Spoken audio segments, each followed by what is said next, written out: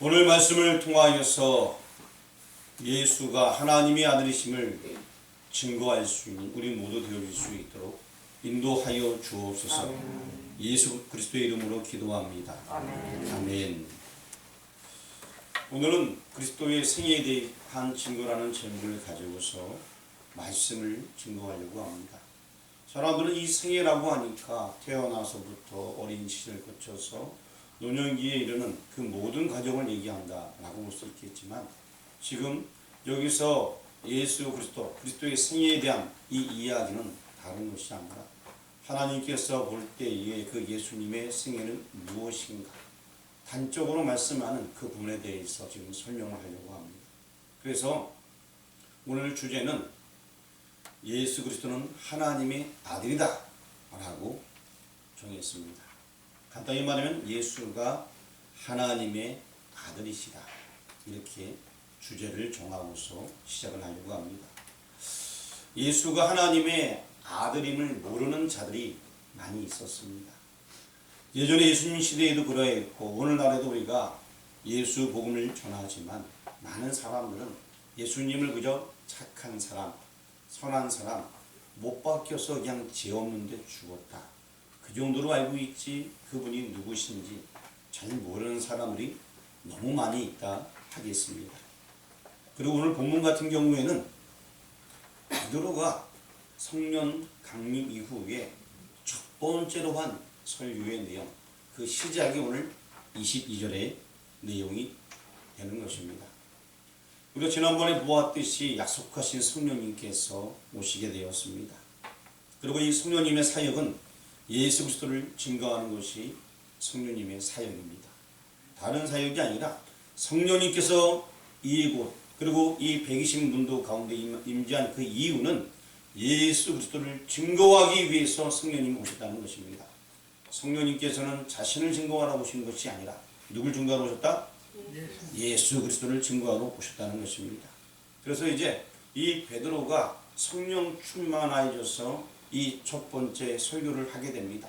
그런데 이 첫 번째 설교를 할 때에 베드로가 입을 열어 설교하게 되는데 성령님께서 그와 함께함으로 말미암아 분명히 베드로가 말하는 것이지만 성령이 심취되어서 조금 더 쉽게 설명하면 성령에 이끌려서 베드로는 그냥 입을 벌려 이야기를 했다라고 보는 것이 더 옳다하겠습니다.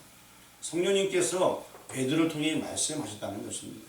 그래서 물론 베드로의 설교가 실제 시작은 14절부터 있습니다. 그래서 14절부터 쭉 있으면서 그 얘기는 뭐냐, 지난 시간에 공부한 대로 요엘서 2장 28절 그 부분에 있었던 예언된 그 말씀, 성령이 임하시게 되면 어떻게 된 일에 대해서 이미 예견되어져 있다라고 얘기했던 그 부분이고요. 그리고 본격적으로 오늘 22절부터 이 성령에 이끌려서 예수가 누구신가에 대해서 이 베드로가 증언하게 되는 것입니다.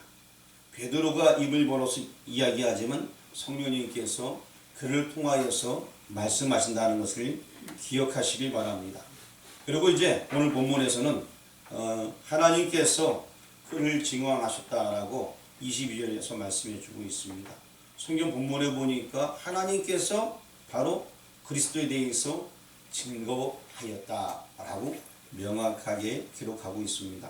그 이야기는 예수가 하나님의 아들이라는 사실인 것입니다. 예수가 누구의 아들이라고요? 하나님의 아들. 당시 유대인들 같은 경우에는요, 예수라는 분이 와서 말씀을 전할 때에 저가 누구일까? 그냥 선지자로 생각하는 사람들도 많이 있었고, 하나님 말씀을 많이 아는 사람이구나, 이렇게 생각하는 사람도 있었습니다. 그런데 그들은 메시아가 온다는 것을 이미 알고 있던 유대 사람들이 대부분이었습니다. 그러다 보니까 예수라는 저 분이 과연 메시아일까, 즉 하나님의 아들일까 의심하는 사람들이 생겨나기 시작했습니다. 그래서 내가 바로 하나님의 아들이야 하면서 예수님께서 증거하십니다. 그런데도 사람들은 정말 그럴까? 자꾸 뭔가 좀 믿지 못하면서 의심하는 사람들이 굉장히 많이 있었습니다. 그래서 요한복음 10장 말씀을 앞에 적어놨는데 한번 요한복음 10장 21절 말씀을 같이 한번 봉독하겠습니다. 어떤 사람은 말하되 이 말은 귀신 들린 자의 말이 아니라 귀신이 맹인의 눈을 뜨게 할 수 있느냐 하더라. 지금 유대인들 사이에 막 헷갈리는 거예요.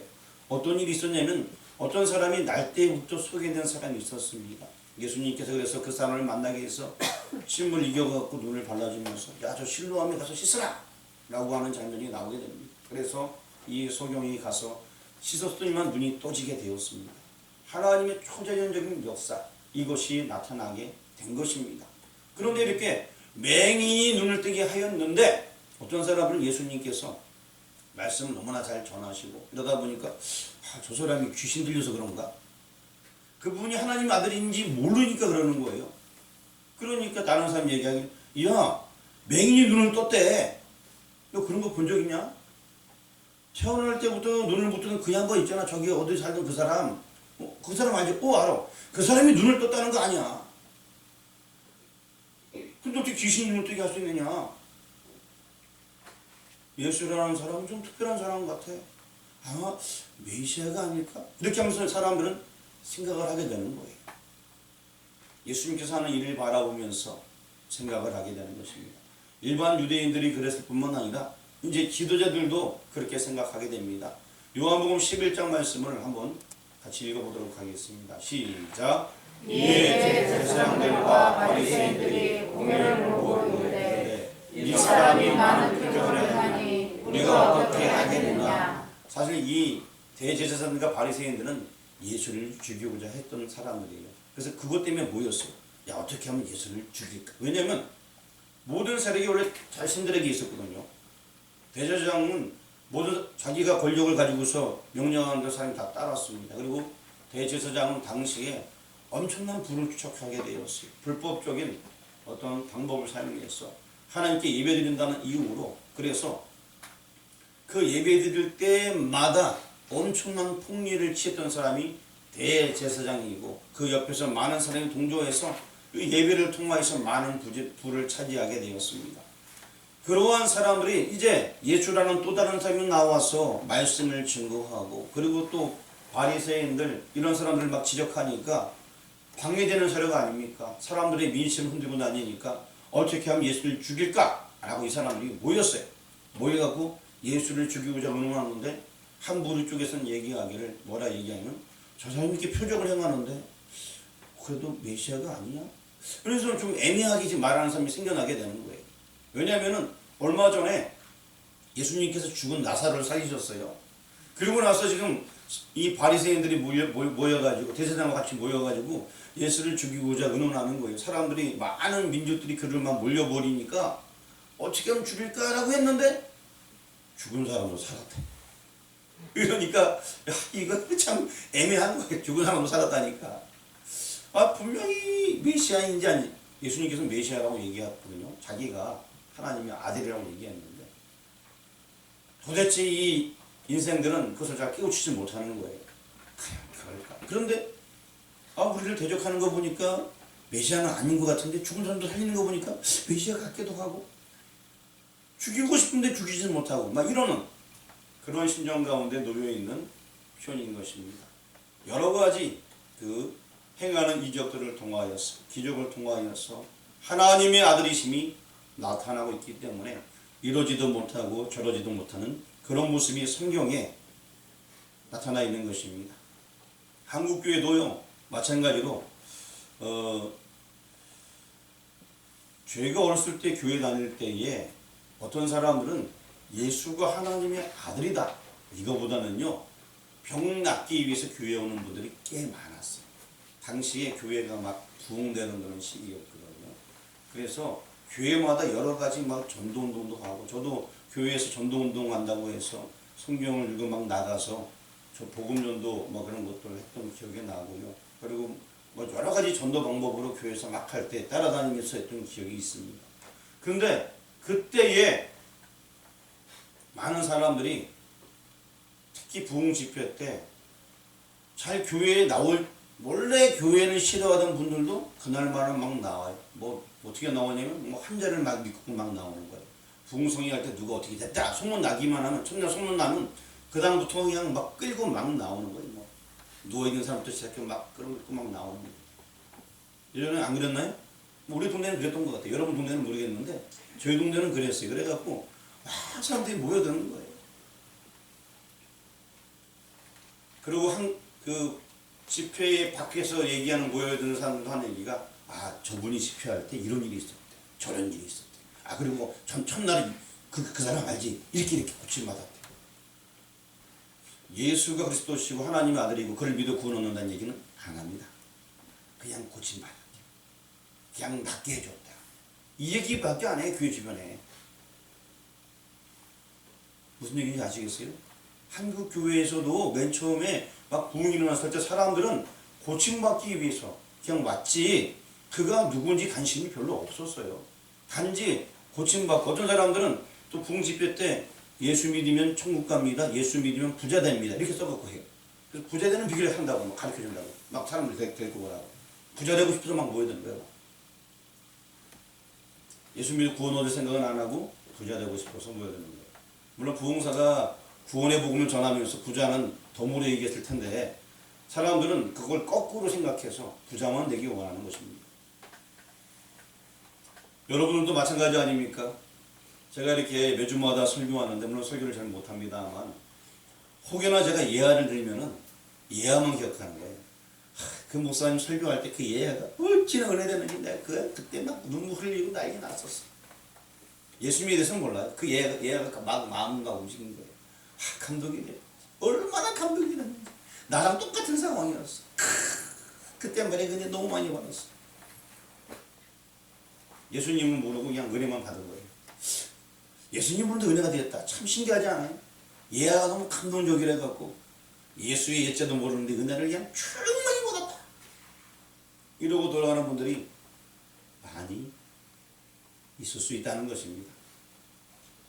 그런데 오늘날 강단은요 정말 그런 예화들을 참 잘 되는 분이 계셔요. 그러면서 딱 요새는요 그 책자가 이렇게 나와요. 그래서 그 예화에 대한 것들을 간략하게 정리한 것들이 있고 그리고 좋은 예화거리를 스크랩 책자에 다 스크랩해 갖고 이렇게 나오는 게 있어요. 그래서 한 달 동안 설교할 책자들을 보내주게 되면 저도 예전에 그 공부하며 사슴 설교할 때 그 책자를 보게 되면 굉장히 내가 풍성해지는 것 같아요. 아무거나 예화를 막 들 수 있고 그래서 예화를 참 좋아했었는데 이제는 성경 예화 외에는 잘 쓰지는 않습니다만 그러면 굉장히 내가 박식한 사는 것 같아요. 그런 거 딱 들어쓰게 되면 와 우리 목사님 아는 것도 참 많다. 그러면서 사람이 쭉 집중하게 되는데 그러다가 집중하다가 딴 얘기만 생각나게 되고 말씀을 한 개도 생각 안 나는 경우들이 허다하다는 제가 나중에 깨우쳤어요. 이것만은 아니구나. 목회자들 목회 잘하라고요. 그 목회와 땡땡이라는 곳에서 그런 자료를 계속 보내줍니다. 그러면 그거 보게 되면 사람들 집중하게 만들고 하는 건 굉장히 좋아요. 탁월합니다. 그런데 사람들이 그 집중하는 것만 집중하고 내용은 모르고 갈 때가 많이 있어요. 엉뚱한 내용만 캐치하고 갈 때가. 그래서 오늘날에 한국 교회들 이렇게 설교를 들어보게 되면은 많은 사람들이 어떤 분들은 윤리에 대해서 얘기하게 됩니다. 예수는 없습니다. 윤리만 얘기하는 거예요. 바른 생각. 그래서 이제 윤리만 생각하고 가다 보니까 저쪽 불교에서도 윤리를 얘기하게 되고요. 학교 도덕책에도 윤리에 대해서 나와 있고요. 윤리 시간에 또 윤리가 있는데 교회에서 또 윤리 얘기를 또 하는 거예요. 교회에서는 예수 그리스도 이 복음에 대한 이야기를 해야 되는 것입니다. 예수가 하나님의 아들 그리스도이심을 한다는 것 굉장히 중요한 것입니다. 그런데 이것은 잘 얘기하지 않냐고 예수 그리스도가 하나님의 아들이시다 이것을 증거하는데 소홀히 한다는 것입니다. 오늘 말씀은 딱 한 가지예요. 예수가 하나님의 아들이시다. 이거 한 가지입니다. 아주 간단합니다. 이거 한 가지 그냥 기억하고 가면 돼요. 예수가 하나님의 아들이시구나. 나도 아버지를 부르는데 나도 지금 하나님의 아들로서 하나님의 권세로서 사명을 감당할 주인 일꾼이야. 이거 하나만 기억하면 되는 겁니다. 하나님은요 예수님을 증거하게 되었습니다. 오늘 본문 말씀 사도행전 2장 22절 앞에 적어놨는데 한번 읽어보도록 하겠습니다. 다 같이 읽어보겠습니다. 이스라엘 사람들아 이 말을 들으라. 너희도 아는 바와 같이 하나님께서 나사렛 예수로 그 권능과 기사와 표적을 너희 가운데서 베푸사 너희 앞에서 그를 증언하셨느니라. 베드로가 입을 열어서 얘기하는 내용들인데 빨간 것만 한번 읽어보겠습니다. 시작. 하나님께서 증언하셨느니라. 하나님께서 증언하셨는데 뭘 증언하냐면 나사렛 예수로 큰 권능과 기사와 표적을 너희 가운데서 베푸사 너희 앞에서 그를, 즉 하나님께서 예수를 증언하셨다라고 얘기하는 것입니다. 근데 이 기사와 권능, 표적, 이것은 무엇이냐? 그가 나의 아들이다, 하나님의 아들이다, 이것을 증언했다는 것입니다. 분명히 하나님은 그를 증거하고 있음을 말씀해 주고 있습니다. 하나님은 아들 예수님을 증언하셨습니다. 하나님, 그리고 또 그분의 아들은 예수님, 그로 말미암아서 우리가 구원 얻게 된다는 사실, 이것이 바로 복음인 것입니다. 그리고 또한 성경 요한복음에서도 증언해 주고 있습니다. 우리 요한복음 20장 31절 말씀을 한번 같이 읽어보도록 하겠습니다. 오직 이것을 기록함은 너희로 예수께서 하나님의 아들 그리스도이심을 믿게 하려 하며 또 너희로 믿고 그 이름을 힘입어 생명을 얻게 하려 함이니라. 아멘. 여기 보게 되면은 예수께서 누구냐? 하나님의 아들. 다시 설명하면 예수님은 하나님의 아들 그리스도라는 것입니다. 예수 이꼬로 그리스도. 그런데 그를 믿음으로 말미암아서 우리가 생명을 얻는다 라고 말씀하고 있습니다. 예수가 그리스도다. 유대 당시 예수님 당시 사람들은 예수님이 정말 하나님의 아들을 믿지 못했기 때문에 십자가에 못 박은 거예요. 그걸 몰랐기 때문에. 그거 알았으면은 자신들이 기다리던 메시아 아닙니까? 그걸 제대로 알았으면은 그분을 구주로 섬기고 그분을 마음속에 영접하며 하나님의 자녀가 되는 것이 마땅합니다. 하지만 하나님의 아들이 이 땅에 오매 세상이 그를 영접치 아니하였다 라고 말씀하고 있습니다. 정작 주인이 왔을 때 아무도 그를 영접하지 아니하였습니다. 그러나 영접하는 자, 곧 그 이름을 믿는 자들에게는 하나님의 자녀가 되는 권세를 주셨습니다. 하나님의 아들 예수님을 마음속에 영접하면 우리도 하나님의 자녀가 되는 양자의 권위를 얻게 된다 라고 성경에서 말씀을 해주고 있습니다. 예수님은 하나님의 아들이십니다. 그를 믿음으로 우리가 구원을 얻는 것입니다. 아주 간단하지만 이것 잊어버리면 절대 안 되고요. 우리도 역시 이 사실을 기억하면서 예수가 하나님의 아들이다, 내가 믿는 그분은 하나님이시다, 내 안에 그분이 계시다, 이거 확실하게 가지고서 우리가 이 복음을 증거해야 됩니다. 베드로의 입을 열어서 성령께서 말씀하신 내용, 이 내용이 바로 굉장히 중요한 내용이기 때문에 입을 벌려서 베드로가 예수님이 어떠한 분인가 얘기하고 주고 있습니다. 예수님의 생애는 다른 것이 아니라 하나님께서 말씀하신 그 얘기는 간단합니다. 그가 내 아들이야. 이게 바로 예수님의 생애. 다른 거, 물론 다른 거 있습니다만 핵심은 바로 그거예요. 예수가 하나님의 아들이다. 또 예수님 자신도 증거하고 있습니다. 요한복음 5장을 보도록 하겠습니다. 36절 말씀 같이 공독합니다.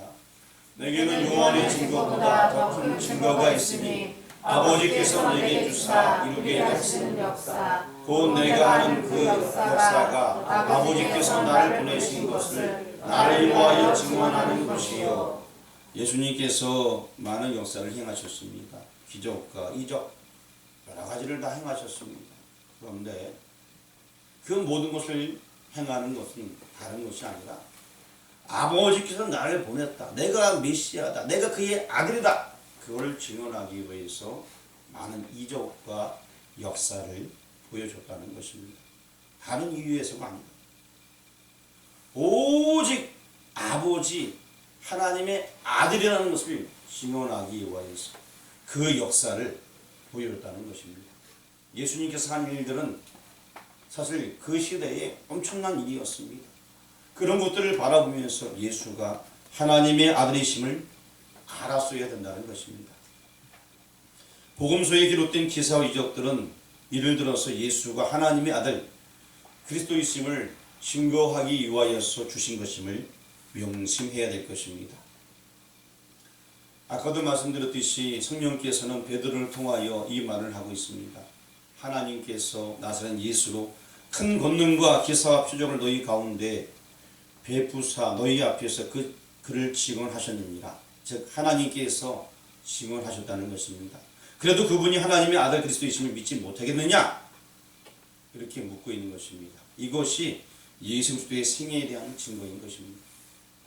예수 그리스도의 생애에 대한 증거. 그분 여러 가지 많은 일들을 하셨습니다. 근데 그 모든 것들이 하나님의 아들이심을 나타내는 것입니다. 오늘 본문에서 예수가 그리스도이심을 증거하고 있습니다. 그런데 하나님께서 뭐라고 시작하고 있습니다. 하나님께서, 이 말은 아까 얘기했듯이 베드로의 입을 통해서 말씀하고 있습니다. 굉장히 중요한 부분이에요. 하나님의 아들, 이 부분을 베드로가 성령이 충만하여져서 그 메시지를 전했다. 이제 여러분들 앞에 보세요. 그냥 똑같이 제가 반복적인 얘기하니까 헷갈리는 것 같은데 예수가 하나님의 아들이시다. 자, 이 얘기를 누가 했다고요? 하나님께서 하시는데 누구의 입을 통해서? 자, 이제는 누구 입을 통해 얘기해야 돼요? 누구 입을 통해서요? 한번 따라하시기만. 채숫자의 입을 통해서. 예.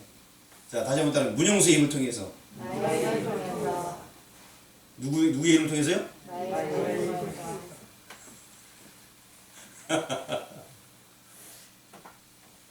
이 복음 전하는 일이 우리의 행동을 통하여서 나타나야 됩니다.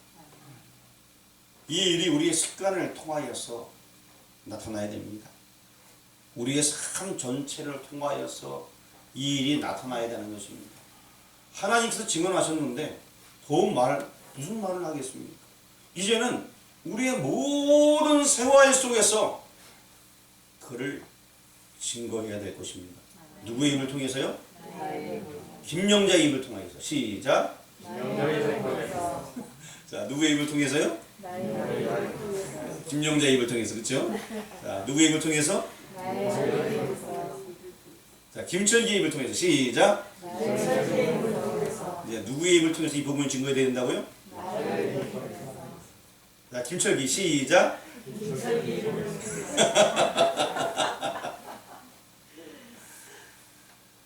우리가 지금 성령 충만한 삶을 살아간다면은 예수가 하나님의 아들 그리스도이다. 이 이야기를 이제는 내 입을 내가 사용되어지는 거예요.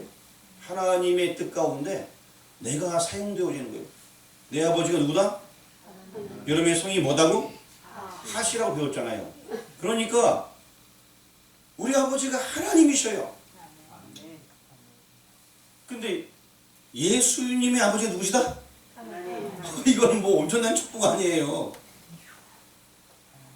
이건 일단 굉장히 큰 축복이에요. 그래서 아주 잘 설명하기를 하나님 모자 우편에 누가 계신다? 그 옆에 누가 있다? 아, 그래요. 내가 있어. 그래서 내가 할 일은 우리 입을 벌려서 그를 증거하는 겁니다. 그것이 바로 우리가 할 일인 것입니다. 성령 받은 여러분들 우리의 사명을 인지하시기 바랍니다. 오늘 딱 이 한 가지. 구약의 유대인들이 하나님의 아들 그분이 예수님을 알지 못하여서 너무나 헷갈리고 어려워했습니다. 무엇인지 진리인지 몰랐어요. 이제 우리는 밝히 아는 시대에 지금 살아가고 있습니다. 예수가 바로 하나님의 아들이에요. 그리고 이제 그를 힘입어서 우리도 역시 담대히 하나님 보좌 앞에 나갈 수 있는 길이 열려지게 되었고 우리 역시 이제 하나님을 아버지라 부를 수 있는 믿음의 사람들인 것입니다.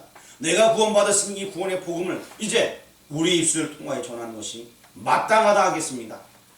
바로 이제 이 예수 그리스도의 생애를 하나님의 입으로 말미암아서 증언하게 되었습니다. 이제 우리의 입을 통하여서 이 일을 증언하는 여러분들에게 주의 이름으로 축원합니다. 기도하겠습니다. 하나님 감사합니다. 우리 입을 열어서 예수 그리스도를 증언하게 하여 주옵소서. 예수가 하나님의 아들이다. 예수가 구원자다. 예수가 생명이다. 이 복음을 전할 수 있도록 각 심령을 강하게 붙잡아 주시옵길 원합니다. 우리의 삶을 통하여, 우리의 입술을 통하여, 우리의 생활을 통하여서 여호와의 영광, 예수 이름을 증거할 수 있도록 인도하여 주옵소서. 예수 그리스도의 이름으로 기도합니다. 아멘.